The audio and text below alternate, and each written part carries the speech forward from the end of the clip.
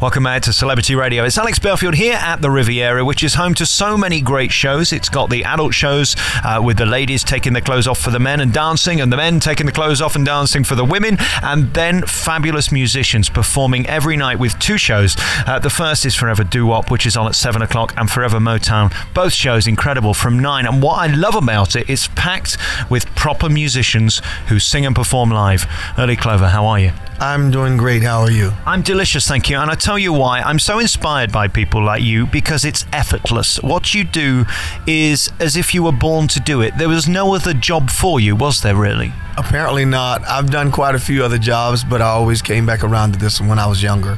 It's a great tribute that you've got this show because, let's face it, there's a million musicians in this town, but there aren't that many great ones. And what you have is soul, you have a richness, you have a power to your performance.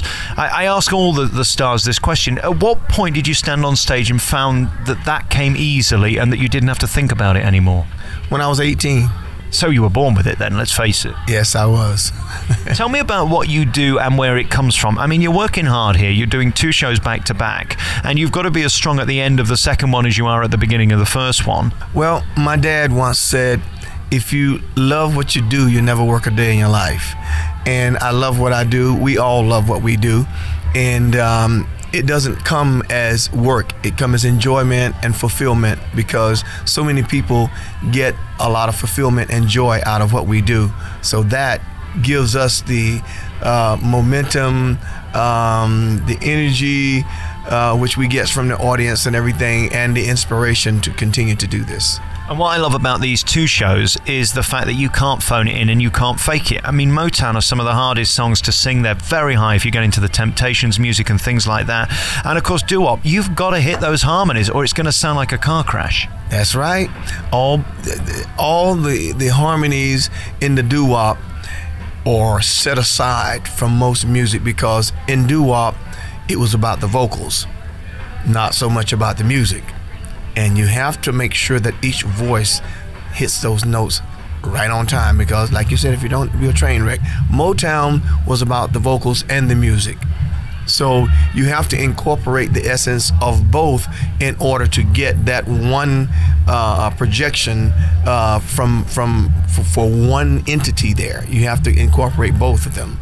And as a singer, if you don't learn to do that, that could also be a train wreck.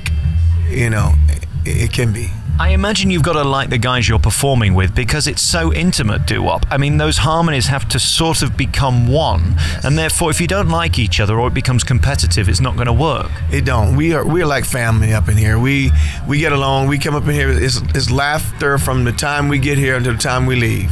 Why are they paying you? I mean, you should be paying them. This is a reward to work on these shows. Well, we never call it work. I want to talk about Motown because for me, I'm a little bit biased. I have some family in Michigan and I'm flying into Detroit tomorrow to see them. I don't think there's ever been a greater genre or collaborative effort in terms of success and music anywhere in the world ever. Their music is as current today as it was then, if not more popular. The writing, the performance, the stars that were under that banner were exceptional, weren't they? They were. You could say that was an exceptional time that was captured in history that has lasted for decades and will last for decades to come. I read something in a newspaper the other day that I didn't know, that Stevie Wonder is on a lifetime contract with Motown Records.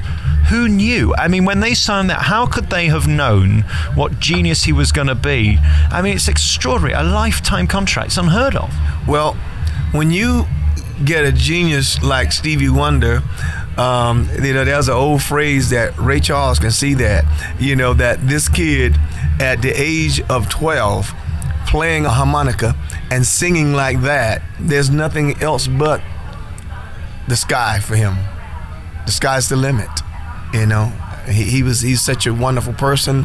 I met him on 2 different occasions, and you would think a person of his status would have a little chip on their shoulder or like some of these wannabe stars, but Stevie is so mellow and down to earth. I was totally surprised at his mannerism when I met him. I wonder if they have any idea how good they are when you're at that level. When you wake up in the morning and you're Stevie Wonder, can you possibly know the impact you've had on the world? It's extraordinary meeting those people, because to you and I, he's unbeatably a legend. To himself, he's just Stevie, I suppose. He knows, because that's why he's so humble. See, most people that don't know, that's why they're not humble. And that's the key to success, That's isn't it? the key to success. When I see somebody like you perform, I don't see you playing music. I see you being music. It's as if it's an extension of you. Some people you see play an instrument or sing a song. Some people feel a song. It's as if you go into another zone. Do you feel like that? Absolutely. When I sing, I express the words in a manner that I've lived them, because most of them I have. And I project that to the audience, and I paint a picture for them, as well as deliver the essence of the feeling of the moment as when that was happening. So yes, I feel it, I become it. And this is a tough town to be a singer, because the air is very dry, it's very, very hot, yet you still have to perform every night. Do you wake up in the morning and sort of go, is it still there?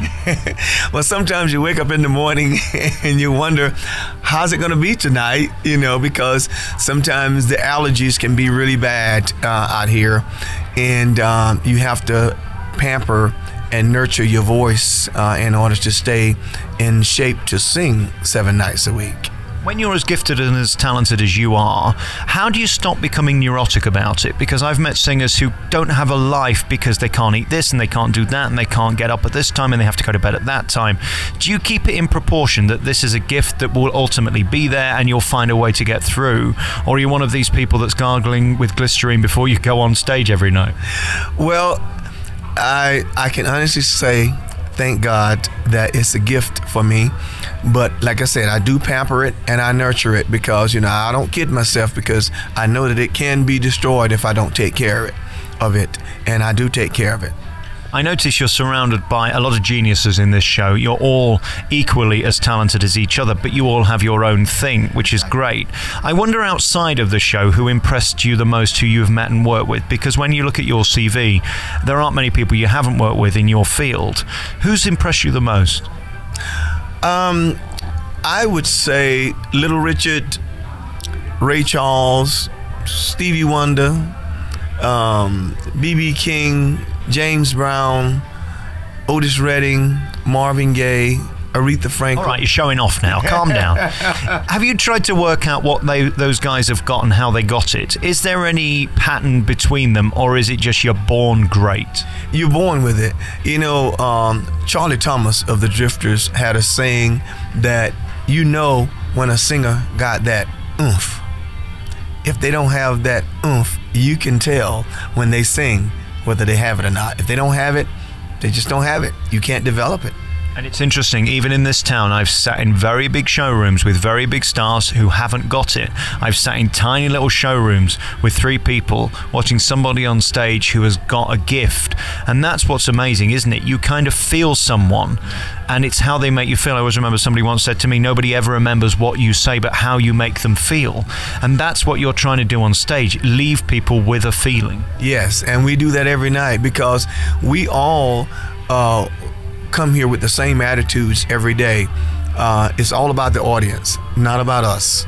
We are here to serve the people because they come to see us, and we want to make them happy when they get here, so that when they leave, they feel like they've gotten their money's worth and it was worth their while to come. And what about the standing ovation at the end? I know you get it for both shows almost every night. It's incredible the energy you can raise in there. Is that the ultimate affirmation for you, that you've done it, you've got through another day, and they liked it? Well, I don't know if I would say that's the perfect affirmation. It is an affirmation. It definitely is, because they're showing that they enjoyed the show. But we want that to continue. We don't want to just stop right there with it, and we don't want to say that, yeah, this is it. We want every night to be it, every night. And it is here at the Riviera. Sellout shows, you can get tickets, and what I love about it is you don't rip people off. You give absolute value for money. And again, without naming names, there are shows where you go and you listen to a CD. It's almost pointless. You might as well go and listen to it in your car and save you $200. Here, everything's live, everyone's live, and you really do turn up. You're not even on a screen or anything like that. That's right. We definitely put forth the amount of work that it takes to get this show to the level that it is, and to try to work hard enough that the people really appreciate each and every individual on that stage, because each one of us works equally hard. Well, I hope you appreciate how much love you have around this city and how talented you are, and how we appreciate your gift and giving it to us every night. I know it's a lot of hard work. It's Forever Doo-Wop. It's on here at 7 o'clock. Early Clover. So nice to see you. Thank you so much for your time, and good to talk to you. It's so good. I thank you very much for inviting me for this interview, and I want to say thank you to Shelley for making this happen. I want to say thank you to Red Mercury Entertainment for making the entire show happen, and thank you. My pleasure. Good to see you.